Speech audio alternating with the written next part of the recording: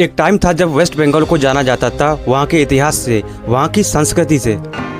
Satyanath, Honorable Chief Minister, joins the tribal dance to honor. क्योंकि यहीं पर चली थी भारत की सबसे पहली मेट्रो ट्रेन, यहीं पर है दुनिया का सबसे बड़ा मैंग्रोव फॉरेस्ट, यहीं पर सबसे ज़्यादा जूट का उत्पादन होता है।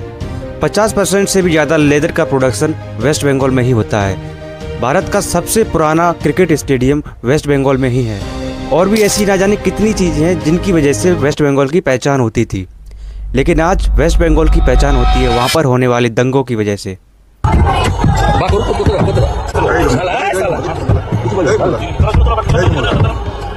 आज वेस्ट बंगाल को जाना जाता है वहाँ हिंदुओं पर होने वाले अत्याचार की वजह से। कहाँ जाएंगे आप लोग? आपको जा जाएगा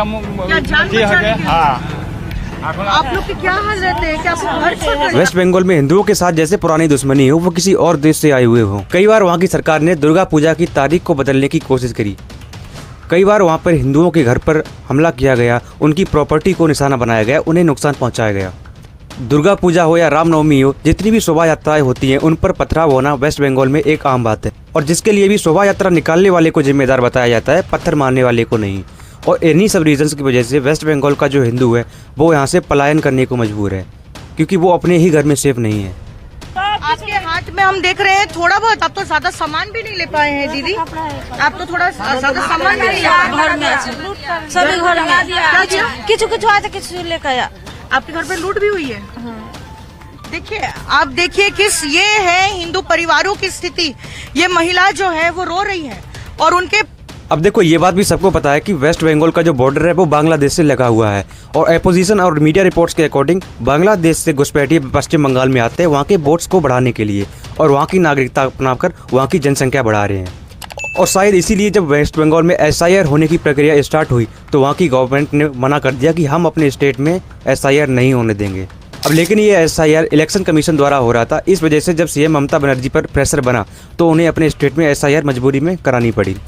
लेकिन जब SIR कंप्लीट हुई तो उसमें 60 लाख से भी ज़्यादा फर्जी नाम निकले, उन्हें वोटर लिस्ट से बाहर कर दिया गया। जब लाखों की संख्या में इतना बड़ा नंबर वोटर लिस्ट से बाहर हुआ तो सेंट्रल गवर्नमेंट को लगा कि हो सकता है SIR करने वालों से कुछ गलती हुई हो, कुछ मिस्टेक हुई हो, जिस वजह से इतना बड़ा नंबर वोटर लिस्ट से बाहर निकला है।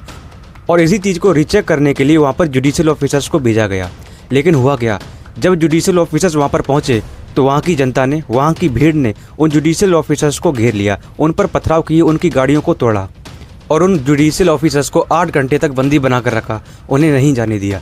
इस सब के बावजूद भी पुलिस ने उन लोगों को कोई भी प्रोटेक्शन, कोई भी सिक्योरिटी नहीं दी, क्योंकि वेस्ट बंगाल में लॉ एंड ऑर्डर तो है ही नहीं। वहाँ पर ऐसी वायलेंस होना एक आम बात है। और ऐसा सिर्फ इन्हीं ऑफिसर्स के साथ नहीं हुआ, कोई भी सेंट्रल गवर्नमेंट का कर्मचारी अगर वहाँ किसी भी काम से जाता है, सबके साथ यही होता है। और जब उन जुडिशियल ऑफिसर्स के साथ ऐसा हुआ तो सुप्रीम कोर्ट ने वहाँ की सरकार को फटकार लगाई और बोला कि उन्हें सिक्योरिटी क्यों नहीं दी गई। पश्चिम बंगाल में बिल्कुल भी लॉ एंड ऑर्डर नहीं है, क्योंकि पुलिस स्टेट गवर्नमेंट के अंडर आती है और वहाँ पर सरकार ममता बनर्जी की है। और ये बात सेंट्रल गवर्नमेंट को भी अच्छे से समझ में आ चुकी है कि वेस्ट बंगाल में बिल्कुल भी लॉ एंड ऑर्डर मेंटेन नहीं हो सकता। शायद इसी वजह से वेस्ट बंगाल विधानसभा चुनाव को सही से कंडक्ट कराने के लिए 2.5 लाख से भी ज़्यादा CRPF को भेजा गया। इसके अलावा अलग अलग स्टेट पुलिस को भी वहाँ पर भेजा गया, जिनमें से यूपी और बिहार की पुलिस का नंबर सबसे ज़्यादा है। और शायद बंगाल में पहली बार ऐसा हो रहा है कि इलेक्शन सही से कंडक्ट कराने के लिए 2.5 लाख से भी ज़्यादा CRPF और स्टेट पुलिस को वहाँ पर डिप्लॉय किया गया है। आप इस चीज़ से इमेजिन कर सकते हैं कि वहाँ पर दहशत किस तरीके की होगी। CRPF की दर्जनों गाड़ियाँ अयोध्या राम मंदिर में आशीर्वाद लेते हुए वेस्ट बंगाल की तरफ रवाना हुई। और जब ये बात वहाँ की CM ममता बनर्जी को पता लगी तो लोगों को भड़काने के लिए उन्होंने कहा कि अयोध्या से 200 से ज़्यादा गाड़ियाँ आपके ऊपर अटैक करने के लिए आ रहे हैं। मतलब पूरी तरीके से कोशिश करी जा रही है कि लोग भड़के और दंगा करें। इस वीडियो में आप ये तो समझ चुके होंगे कि वेस्ट बंगाल की पहचान किस चीज़ से पहले होती थी और आज किस चीज़ से उनकी पहचान होती है। वैसे आपको क्या लगता है कि बंगाल में इलेक्शन का रिजल्ट आने के बाद कौन वहाँ का CM बनेगा? आप अपनी राय जरूर कमेंट करके बता सकते हैं। ऐसी और इन्फॉर्मेटिव वीडियोज़ के लिए इस चैनल को जरूर सब्सक्राइब करना, क्योंकि ऐसी वीडियोस इस पर आती रहेंगी। मिलते हैं अगली वीडियो में। जय हिंद।